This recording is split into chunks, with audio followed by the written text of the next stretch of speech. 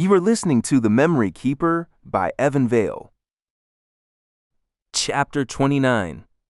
John Q. Citizen drew deeply on his cigarette and exhaled a line of smoke into the cool afternoon air. He was casually dressed in a pair of jeans and a striped shirt with a collar so broad it should have been eaten by moths decades ago. His legs were crossed, and the day's newspaper lay open on his lap. He turned the page and leaned back on the solitary park bench. A gentle breeze swept off the distant Yarra River, rustling the crisp paper which he held in place with a patient hand. A flock of seagulls flapped about on the grassy bank in front of him, hopeful for a meal. Some way behind him lay the South Bank Esplanade with its shops and cafes. On a fine weather day, the azure expanse of the sky lent a blue gleam to the river, and this was one of those days. The park bench was the usual place that John Q waited, though he never presented the appearance of a man with an appointment to keep. He never glanced back over his shoulder and was honestly content to be alone with the broadsheet and the fresh air all afternoon if necessary. To the casual observer, he was just one of the many people enjoying the beauty of Melbourne City and its river. Reece strolled down the grassy bank and sat on the bench beside the old man. John Q didn't respond, just tapped his cigarette onto the breeze and took another drag. Reece was accustomed to the routine and leaned forward, his attention on the seagulls near the water. "How's things?" Reece asked. "Splendid," the old man replied, his eyes never leaving the pages of his newspaper. "You?" Reece scanned the Silver City skyline in the distance. "You picked a nice day for a talk," he said. John Q smiled.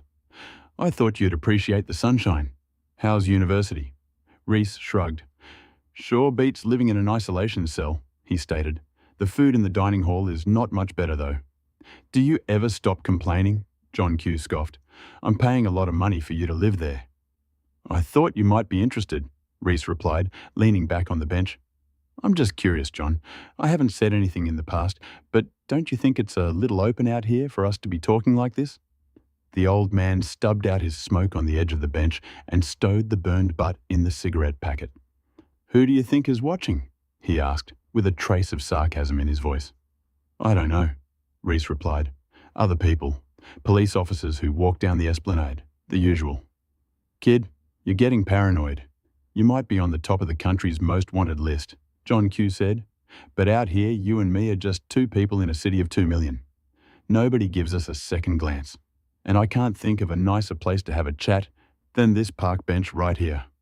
"Uh-huh," Reece replied. "But you're not the one the feds will cart away if they find you." John Q turned the page and chuckled. "Relax," he muttered. "It's been 6 months. The feds have made their play, and they're still nowhere near the goal square. Special Projects Division is reining in their investigations team and hoping the local police will pick up the rest of the inmates. Provided you don't shave your head and get your face on television, you'll be fine." Reece mulled over this for a while and watched a ferry loaded with people cruise downstream. "How many did the SPD get?" he asked finally. 10, John Q stated. "Which leaves about 100, including me," Reece replied. John Q glanced over at Reece for the first time and noted with amusement that Freedom definitely agreed with the young man. He'd grown his black hair in the style of the young people John saw around, and casually dressed in cargo pants and a shirt, he wasn't the inmate John had plucked from police custody 6 months ago. "Right," John Q agreed, "and this city is far too small for 100 serial killers to call home. Have you read the newspapers lately?" Reece nodded and said, "Yes." The old man slid the broadsheet toward Reece. "What do you think of this one?" he asked. Reece surreptitiously glanced around to see if anyone was paying them any attention, but only the seagulls seemed interested in the pair. He returned his gaze to the article on the tip of John Q's finger and read it carefully. News. Article title, "Young couple killed, then cooked. A husband and wife were found violently murdered in their Templestowe apartment last night.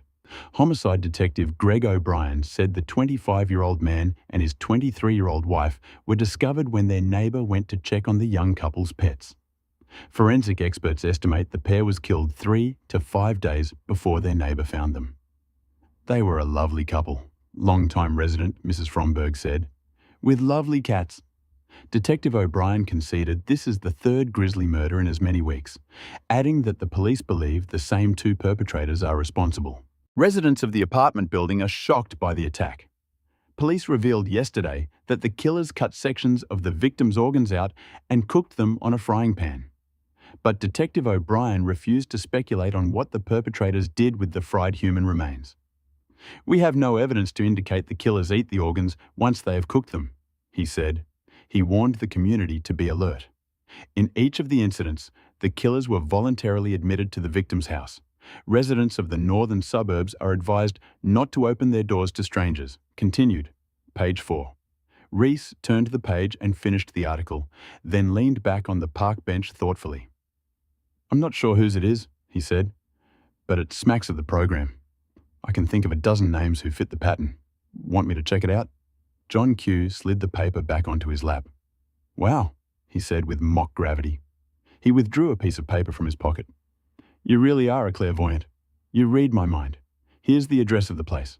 Where the old coot got his information, Reece wasn't sure, but he accepted the piece of paper and slipped it into his shirt pocket. "You know, it's nice that we can talk without you pointing a gun at me," he retorted. "And you call me paranoid." The old bastard chuckled and reached for another cigarette. "Well, I feel like we've moved on in our relationship," he replied. Reece stood up and said, "You really should quit, you know. It'll kill you." John Q put the cancer stick between his thin lips and touched the orange flame to its tip. He stared at Reece's with his cocky smile and took a couple of puffs before answering. "Helping you is worse for my health than this cigarette ever will be, kid," he remarked. "Call me when you have something." Reece smiled and turned to leave. "See you around, old man," he said. The ex-program inmate walked up the grassy hill, listening to John Q's throaty laughter fade away on the afternoon breeze. That is the end of this chapter. To listen to the next chapter on YouTube or to purchase the digital ebook from Amazon, see the links in the description.